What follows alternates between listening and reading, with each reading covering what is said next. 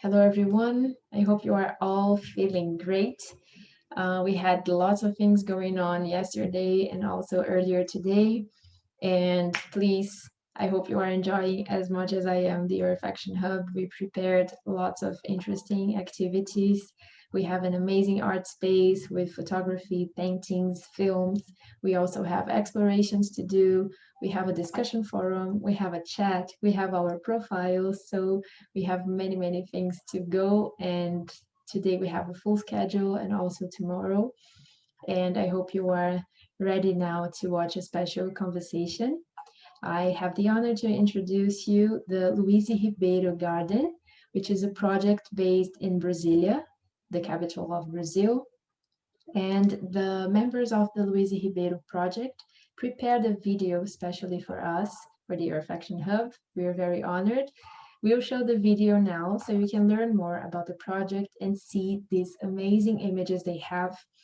It's a garden, so we have to see it.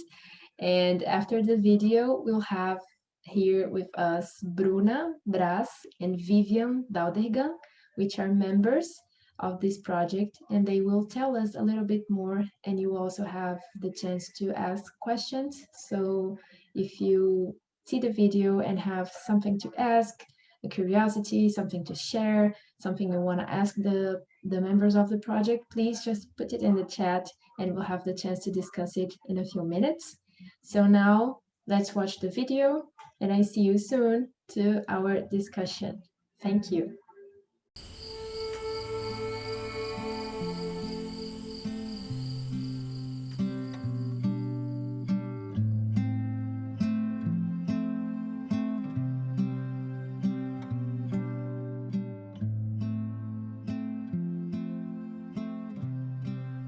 Louise Ribeiro Garden is a student project of the University of Brasília in Brazil, and it's the first naturalistic garden designed with Brazilian Savanna species.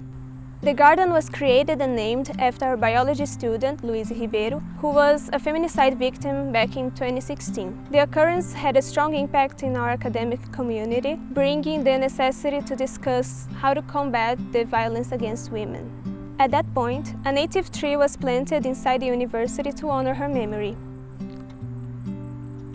Instead of designing a sculpture or a traditional memorial, we students, professors, Louise's family and friends decided to create a garden around that tree. The idea was developing an 800 square meters garden in the core of the Institute of Biology of our university. We thought of the garden as a place where plants develop freely, changing the landscape scenario constantly as an expression of art, but also of memory and belonging. Today in our team we have 3 coordinator professors of botany and ecology departments of our university, and also 15 undergraduate students, 1 architect and landscape designer, 2 biologists and 1 agroecologist. The garden was designed after a lot of public talks and workshops and discussions because we wanted to engage the community on the project. After 1 year of meetings and planning with a lot of people from different areas, in 2017 we finally started to develop the garden in a public event in which people could come and join us in different activities like weighing, separating and organizing the seeds and seedlings, demarcating the beds which correspond to the landscape design, and of course planting.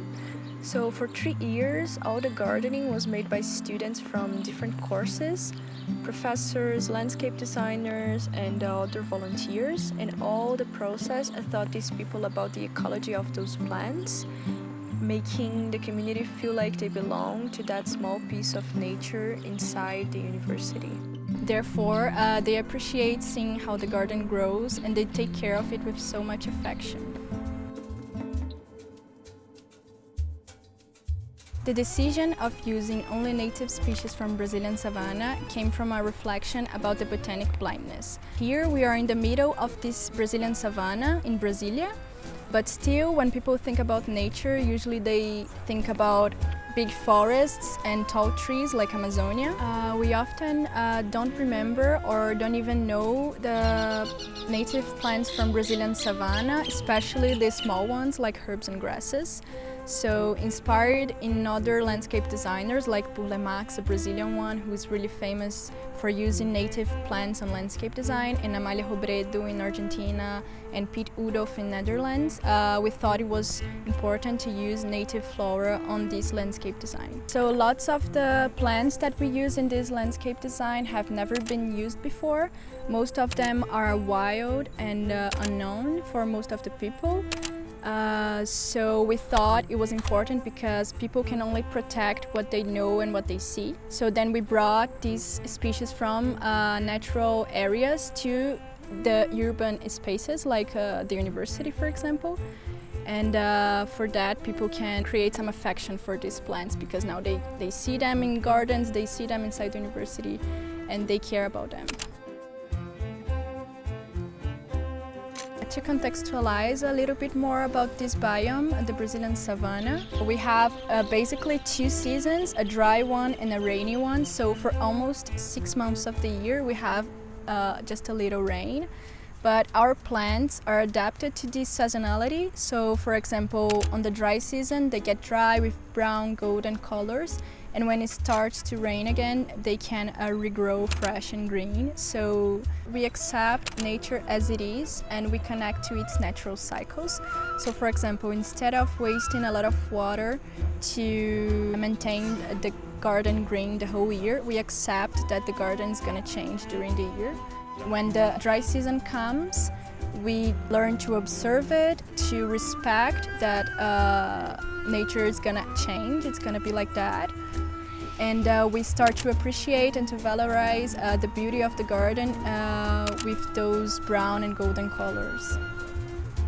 Through Louise Ribeiro Garden, we learn about patience and to respect nature's time. And that's a huge paradigm turnover in a society that's always running against time and fighting against nature. So from a new ethics, we create a new aesthetic. In every leaf that grows and every flower that blooms, we remember why the garden exists. The garden is also a refuge for animals, such as bees for the pollination of the garden, but also birds that comes here every day, or butterflies, and also bats during the night to look for nectar or fruits. For us humans, it's also a safe place so we can leave behind the chaotic environments of the city and to reconnect with nature. We often think nature is something outside our walls, our houses, our city, a bunch of resources that we can use, explore as we want to. But why don't we think that the city itself is an ecosystem and that we are part of our biome? Maybe because people think they don't belong to that nature, they are a part of it. So having a garden of native species inside the cities will certainly make people have a closer look to it, especially for the different kinds of plants, even in small ones such as grasses and herbs.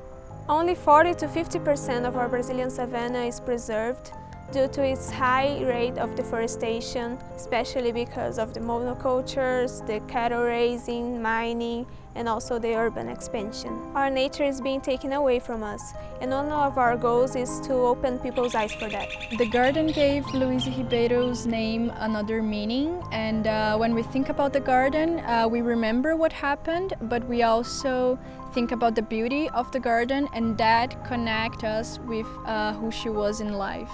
Thus, our project impacts society in different ways because besides being the memory of Louise Ribeiro, we're always fighting for what is vulnerable, which is the Brazilian savanna and of course us women. So the garden is a reminder of what happened back in 2016 and why we still need to fight for gender equality. Now we want you to also be the change in your city.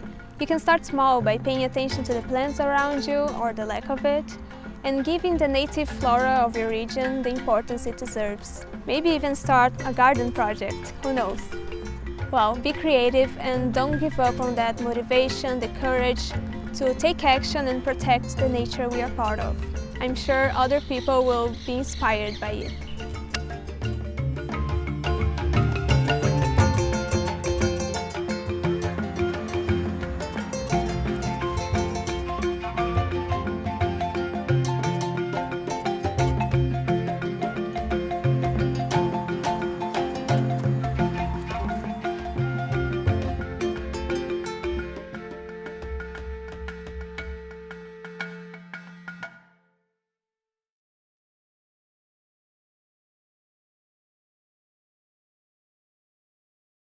Now we are on. Thank you so much, Vivian and Bruna, for this video, and also all of you from the Louise Ribeiro Garden project. I know there are some of your members on the chat making comments, which is awesome. And we also have in the Earth Action Hub participants from all around the world. And I'm sure you will inspire lots of actions. And I would like to ask you one first question. And I saw that you had this really amazing idea from a very sad thing that happened in the university. And I know that Bruna co-founded the project.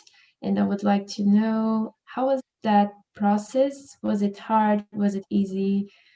Did you have support from the university and from the community to start it? So I was Louise's friend, and at that time we planted that tree inside the building of the university. And the director of the building, she said like, hey, do you want to start this project about making a garden in memory of Louise? And then I was like, I was really young at that time, like 5 years ago. So I was like, yeah, sure, why not? And then I started to ask some students and some professors about this, like, hey, do you want to help me? Like, maybe we can do it. But I think I was so I was so innocent that I didn't realize that it was gonna be like a project that would last like so many years, and probably it's never gonna be finished. But the thing is, I think I could never do it by myself. So I think the key is like to do it collectively. Like I asked other students and professors, like, hey, do you want to help me? How can you help me with this? And in the end, I had like this group of people that wanted to do it. Like, of course, some people said like, no, I don't have enough time, or I can't do it. I can do it right now. But a lot of people said, yes, let's do it. So I think it's like asking and trying to think like, how can people help me? Like if I know someone, because I think if we want to like, it's always like this, like it sounds like a cliche, but if we want to go fast, we go alone. But if we want to go further, we go collectively with other people. So I think it's something like that. Awesome. I think that's very good to hear, because we have many young participants in the event, and also from our personal experiences, either in climate change or in other fields. We sometimes have an idea, but we don't know exactly what to do. Or in your case, you just went for that, and then you realized it would be a project, and which is also something very nice. And you inspired other people around you, like Vívian, for example, because you joined the project after it was already created, right? What got your attention? How was this process of getting involved? Well, when I entered the university, it was 2017. And it was like in the beginning of that process, I wasn't aware of what was going on there inside the biology institute. I knew there was a project there. And then like through the months, I started to get to know, like people talked about it, like, oh, it's the garden for, in honor to that student, Louise Ribeiro. And, but it wasn't till 2019 that I was already excited with the idea of the garden, but I wasn't like, I didn't have a concrete connection. I didn't know the girls that were part of it personally. So they started like an internship to help with the garden. And then I entered it and I loved it. And I've been there ever since, when it became like a bigger project, right? We have like so many people right now. And before it was like only the girls, like a few girls, and the professors helping. So yeah. So we have a question from the participants about the acceptance of the university people about the project. So as you're saying, you have also teachers involved. So was it right away accepted, or did you face any challenges? I think in the beginning it was really hard because, of course, the feminicide was really something that had an impact in everyone. It was really shocking to everyone that that happened, especially because they were students, both of them, the girl and the boy. So in the beginning, people didn't want to talk about that. It was like, oh, let's make this garden, and a lot of professors and students were like, not not students, I don't think students, but professors, they were like, I don't want to think about this, I don't want to see a garden about this, you know. But we think it's important to uh, have the garden, especially because people don't want to think about this. That's one of the reasons why the garden exists, because we need to remember, that's a reminder that we still need to talk about this, we still need to fight for this, you know.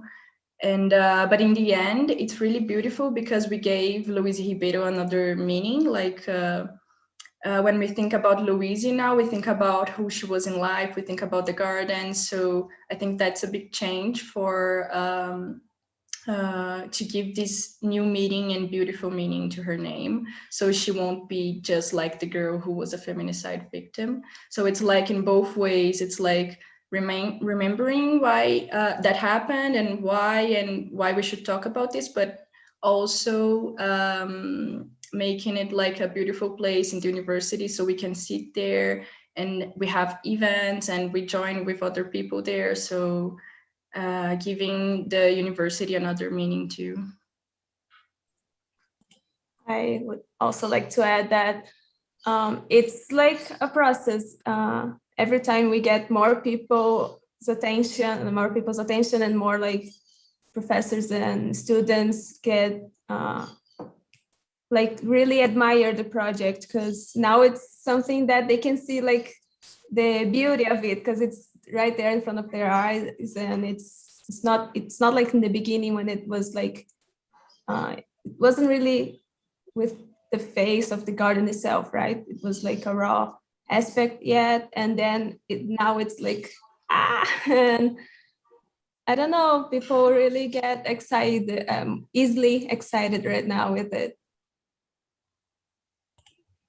Thank you. And I was also thinking while you were answering, because here in Brazil, we don't, people that are not from this region of Cerrado, they sometimes don't see the value of the native species, as you were doing all this beautiful work publicizing the species and also collecting seeds and showing them to the population, because we use a lot of exotic plants in gardening here, which is crazy because we are in a hotspot of biodiversity. And I think it's interesting how you are transforming both situations, the feminicide in a beautiful project where people are excited to be a part of, and also taking the native species and turning them into something attractive also to the local population. And could you talk a little bit more about how you choose the species to plant? How do you study that? How do you collect the seeds or something like that?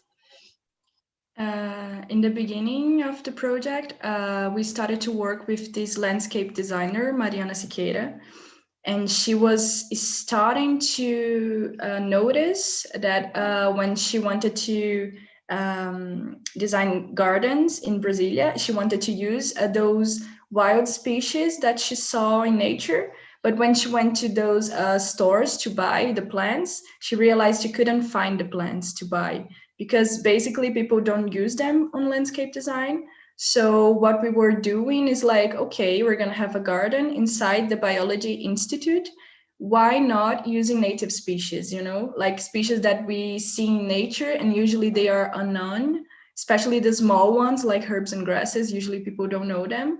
So why not use those species, see if they grow, if they can grow. We didn't know yet if they would grow in the garden, like the seeds, are they going to work? How can we plant those plants here? How can we bring them? Which season of the year should we do it? So a lot of questions we had. And in the end, we started to have some research in the garden. So because we were using unknown species, we started to produce scientific data about those species, like, for example, how they grow, how is the germination. I don't know if you say that in English. Maybe I just created a word, but to turn the seeds into little seedlings. I think it's sprouting in yes. English. Okay, so we started to create scientific data, and now we have some research in the garden. So the garden, that's one of the reasons why it's never going to be finished, because the plants, we still don't really know how they grow, if they need water, if they don't need water, if they need soil like this or like that.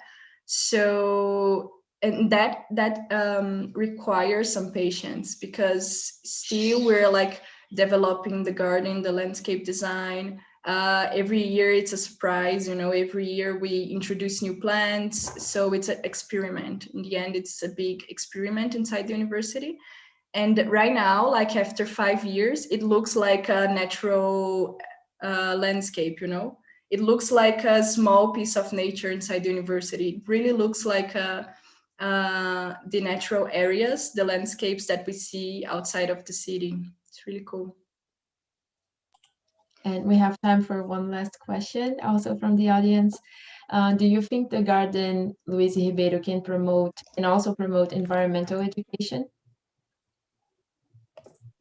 Well, of course. I mean, when I got to know the project, I knew just a little of it. You get to know even more and more about what's important environmentally speaking to our country, to the world. And it's like we don't, like Bruna was saying, we don't really see those species from Cerrado, the Brazilian Savanna, like in the city, anywhere else, unless you really go to the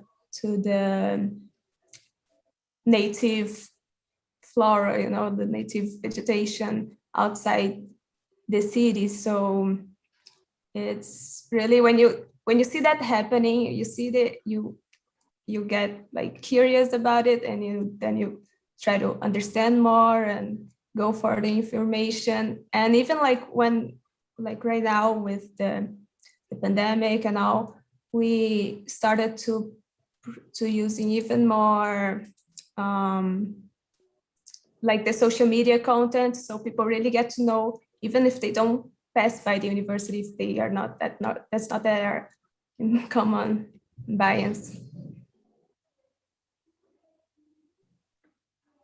And we also have now a comment, and I think that's why this project is so interesting, because it goes in many directions and has many impacts. And we have this question about if the garden allows the students to take a break from their classrooms, and how does that make you feel now that you see that you transformed a space in the university? I don't know, if I were you, I would be so proud of that, because it's a real concrete action. Do you have any insights for the future with this garden? Yeah, Well, I think. Sorry. Go Vivian, first, go. Bruna. So yeah, I think one of our goals was to really transform that place, because it was a place where there was nothing. It was just like grass and a few trees, and nobody used that place. So we thought it was like, okay, let's do something and bring people to this place. So right now, for example, when we have like to plant or to cut the plants or to do some management on the garden, we invite everybody who wants to join us. So right now we have a lot of activities happening in that place, and I think that's a huge change too in that space. I don't know if Vívian wants to add something. Well, before the pandemic, we used to do a little reunion there, but it wasn't, we still like thinking of having a structure to, give a protection from the sun so people can just do the picnics, because depending on the season, it's either really hot or really cold here in Brasilia.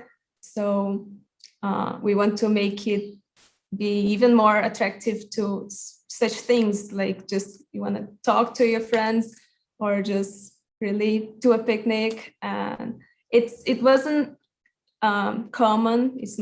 It wasn't common yet for the pandemic, but when we go back to really like gathering, we really want to make people feel comfortable to do that. Thank you so much, Bruna and Vivian, for your contributions, your comments, the beautiful video you prepared for us. We're very honored to have you here. Unfortunately, we have to go now. Our time has come. But yeah, I think for all the participants watching us, whenever you are, I saw comments from the UK and from India, so you are already somewhere out in the world. And I think whenever you are, you can just uh, be inspired by this project to take some action. Even if it sounds like a small action, you can always do something to make your environment better. So from a very sad situation, now we have a very inspireful and beautiful place in the university, and now it's also getting scientific data. Really, it's awesome what you managed to do in such a short time, by the way, and helping with women empowerment, which is also an important question, and not only for our daily lives as women, but also as a humankind, because gender equality is a challenge for us to be more sustainable. Actually, is one of the UN Sustainable Development Goals, so it's something we should all be looking for. And yeah, that's it. I'm very happy that you came here today. Thank you so much, Vivian and Bruna, and all the Louise Ribeiro project people, members. I hope all the participants from the Earth Action Hub will also collect some information here for your own individual action plans. We have so many things to go today and also on Sunday tomorrow. So I hope you will stay connected with us. Thank you very much for watching this conversation. I see you soon. Thank you.